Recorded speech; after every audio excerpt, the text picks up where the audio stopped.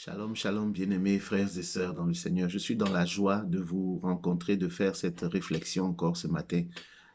La Bible dit en 1 Timothée 6, versets 2 à 12, l'apôtre Paul écrit euh, à, à Timothée en disant, homme de Dieu, fuis tout cela. Fuis quoi? Fuis des convoitises absurdes et dangereuses. Fuis l'amour de l'argent, car l'amour de l'argent est la racine de tous les maux. Fuis. Parce que toutes ces choses plongent les gens dans la ruine et la perdition. Bien-aimés frères et sœurs, une des prières que je fais régulièrement, je dis Seigneur, donne-moi la sagesse.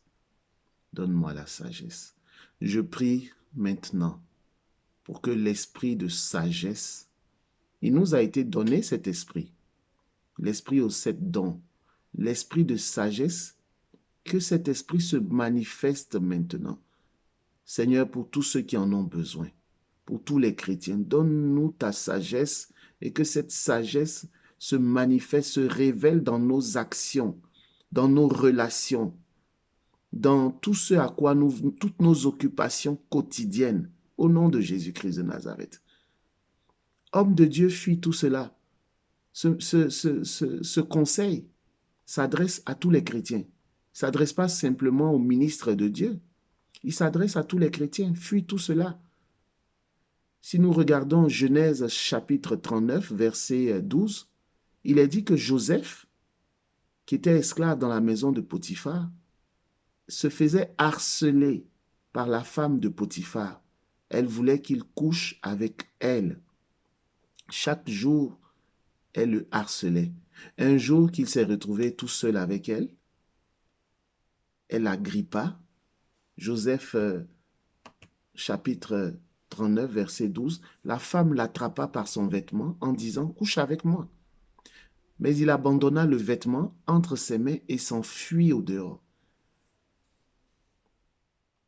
C'est une qualité de savoir fuir. C'est même une vertu.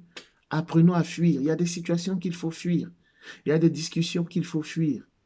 Si tu sais, tu te sais peut-être nerveux, coléreux, et qu'une discussion risque de provoquer en toi de la colère, une fois en colère, tu risques d'avoir des mots méchants, des mots durs, d'être violent, de regretter des actes.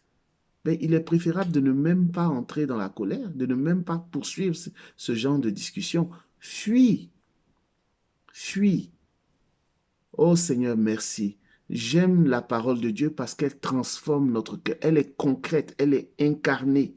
Le prologue de Jean dit, au commencement était le Verbe, et le Verbe s'est fait chair, et il a habité parmi nous. La parole de Dieu habite parmi nous pour transformer notre quotidien, pour transformer nos pensées, pour transformer nos choix, nos décisions. Il n'y a rien de plus concret, de plus pratique que la parole de Dieu. Ce sont les pensées de Dieu que nous buvons, que nous recevons lorsque nous méditons la parole de Dieu. Et cela change nos cœurs. Bien-aimés frères et sœurs, c'est important de fuir. S'il y a une chose que tu peux retenir en ce jour, dans cette réflexion, inspirée de la première lettre de l'apôtre Paul à Timothée, chapitre 6, versets 2 à 12, c'est « fuis ».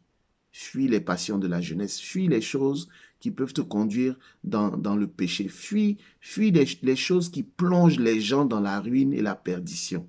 Fuis ces choses pour ton propre bien, pour ton propre salut, pour la gloire et l'honneur de notre Dieu, de notre Seigneur Jésus-Christ de Nazareth.